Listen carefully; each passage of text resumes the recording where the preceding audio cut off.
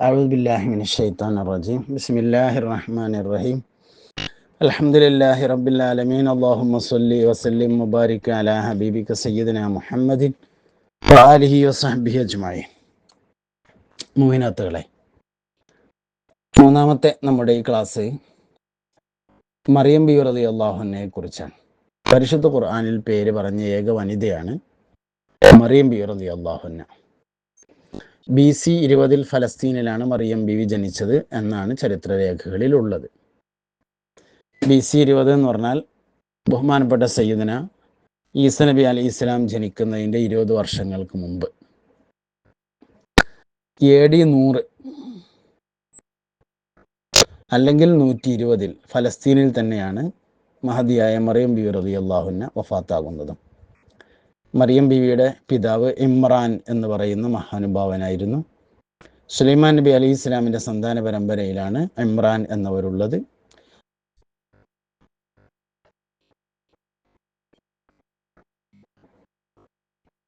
മറിയം ബീവി റളിയല്ലാഹു അൻഹയുടെ സഹോദരനായിരുന്നു ഹാറൂൻ. മറിയം ബീവിയുടെ മാതാവ് ഹന്നത്ത് ബീവിയാണ്.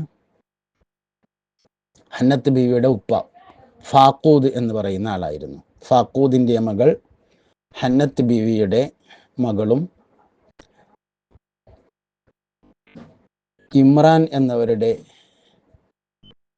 മകളുമായി, പിതാവിൻ്റെ പേര് ഇമ്രാൻ, മാതാവിൻ്റെ പേര് ഹന്നത്ത് ബീവി, മറിയം ബീവി റളിയല്ലാഹു അൻഹ ജനിച്ചു. ഇമ്രാൻ ഒരു കുട്ടി ഉണ്ടാവാൻ വേണ്ടി വളരെ കാലം ആഗ്രഹിച്ചു, ഒരുപാട് കാലം ദുആ ചെയ്തു. അങ്ങനെയാണ് ഭാര്യയായ ഹന്നത്ത് ബീവി ഗർഭിണിയാകുന്നത്. ഈ ഗർഭവിവരം അറിയുന്നതിന് മുമ്പ് തന്നെ പിതാവ് മരണപ്പെട്ടിരുന്നു, ഇമ്രാൻ മരണപ്പെട്ടിരുന്നു.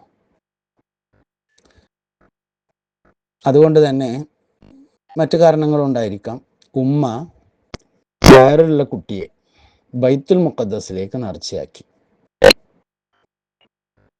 അങ്ങനെ മറിയം ബീവിയുടെ ഉമ്മ ഹന്നത്ത് ബീവി ഇസ്രായേലിലേക്ക് യാത്ര ചെയ്തു. ഇസ്രായേല്, ഫലസ്തീൻ ഒക്കെ അടുത്തടുത്ത് തന്നെയാണ്. 29 പണ്ഡിതന്മാരാണ് അന്ന് ബൈത്തുൽ മുഖദ്ദസിൽ സേവകന്മാരായി ഉണ്ടായിരുന്നത്. അവരെല്ലാവരും കുട്ടിയെ ഏറ്റെടുക്കാനും വളർത്താനും ഒക്കെ തയ്യാറായി. അവസാനം നറുക്കെടുപ്പുണ്ടായി. നറുക്കെടുപ്പ് എന്ന് പറഞ്ഞാൽ ഒരു തീരുമാനമാണ്. ജോർദാൻ നദിയിൽ കുറേ പേനകൾ ഇടുക. ആ സ്ഥലം ഇന്നും ഫലസ്തീൻ, ഇസ്രായേലൊക്കെ സന്ദർശിക്കുന്നവർക്ക് കാണാൻ വേണ്ടി പറ്റും. പേനകൾ ഇടുമ്പോൾ അതിൽ താന്നു പോകാത്ത പേന ആരുടേതാണോ അവർക്ക് കുട്ടിയെ പരിപാലിക്കാനുള്ള അവസരം കൊടുക്കാം. അങ്ങനെ പേനകൾ ഇട്ടു. സക്കരിയ നബി അലൈഹി ഇസ്ലാമിനാണ് നറുക്ക് കിട്ടിയത്. സക്കരിയ നബി അലൈഹി ഇസ്ലാം മറിയം ബീവിയുടെ മാതൃ സഹോദരിയുടെ ഭർത്താവാണ്. ഹന്നത്ത് ബീവിയുടെ സഹോദരിയുടെ ഭർത്താവ് കൂടിയാണ്. അങ്ങനെ സക്കരിയ നബി അലൈഹി ഇസ്ലാം മറിയം ബീവി റളിയല്ലാഹു അൻഹയുടെ ചുമതല ഏറ്റെടുത്തു. അങ്ങനെയാണ് സയ്യിദത്തുന മറിയം റളിയല്ലാഹു അൻഹ അവിടെ വളരുന്നത്.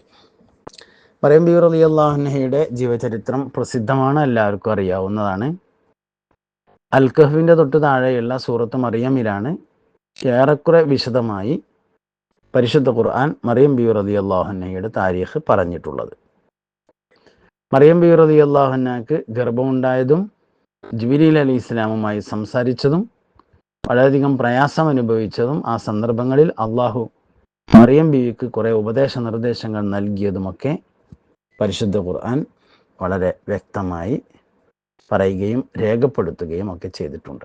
നേരത്തെ നമ്മൾ പറഞ്ഞതുപോലെ 4 സ്ത്രീകളെക്കുറിച്ച് പഠിക്കാനുള്ള നിർദ്ദേശമുണ്ട്. അതിലൊരു സ്ത്രീയാണ് മറിയം ബീവി റളിയല്ലാഹു അൻഹ. ഗർഭിണികൾക്ക് സന്തോഷം നൽകുന്ന ഒരു താരീഖ് കൂടിയാണ് മറിയം ബീവിയുടേത്.